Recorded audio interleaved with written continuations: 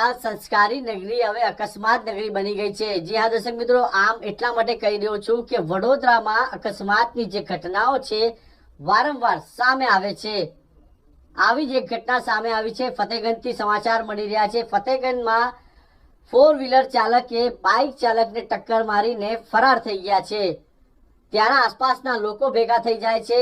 આ 4 વ્હીલર જે ચાલક છે એમના દ્વારા એક બાઇક ચાલકને ટક્કર મારે છે। બાઇક ચાલકની જે સ્થિતિ છે એ નાજુક બતાવવામાં આવી રહી છે અને હાલ જ્યાં આસપાસના લોકો હતા તે 4 વ્હીલરનો પીછો કરે છે। ફિલ્મી ઢબે આ પીછો કરવામાં આવે છે અને આ જે 4 વ્હીલર ચાલક છે આટલી સ્પીડમાં ગાડી ચલાવી રહ્યા હતા કે ફતેગંજથી લઈને કાલાઘોડાથી લઈને રાજમહેલ રોડ પર તમામ જે ફતેગંજના સ્થાનિક લોકો છે, આસપાસના લોકો છે, એમના દ્વારા એમનો પીછો કરવામાં આવ્યો અને ત્યારબાદ રાજમહેલ રોડ ખાતે એમને પકડવામાં આવ્યો।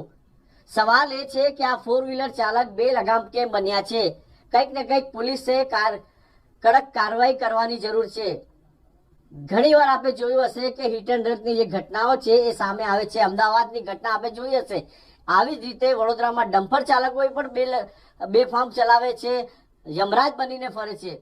તો ટ્રાફિક પોલીસ શું કરી રહી છે એની કામગીરી પર સવાલ ઉભા થઈ રહ્યા છે। અમે આશા રાખીએ કે આવી ઘટનાઓ વારંવાર ના થાય અને પોલીસ પણ એનું ધ્યાન રાખે।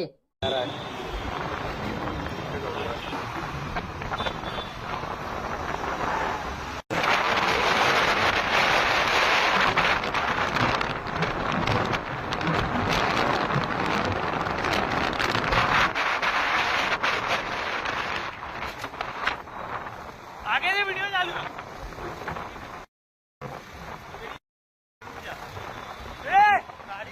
गाड़ी रोक ले।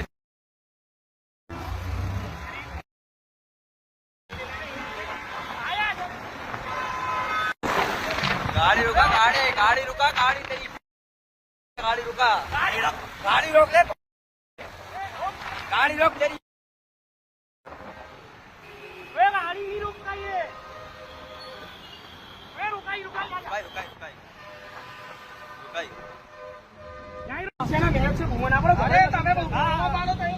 अरे मरी गया वो सिग्नल तोड़ के भागा, सिग्नल तोड़ के ठोका इसने।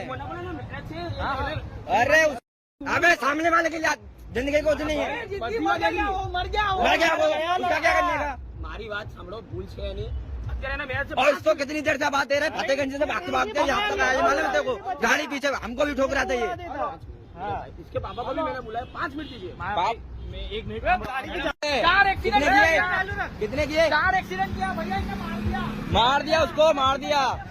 4 एक्सीडेंट करा, 4 एक्सीडेंट।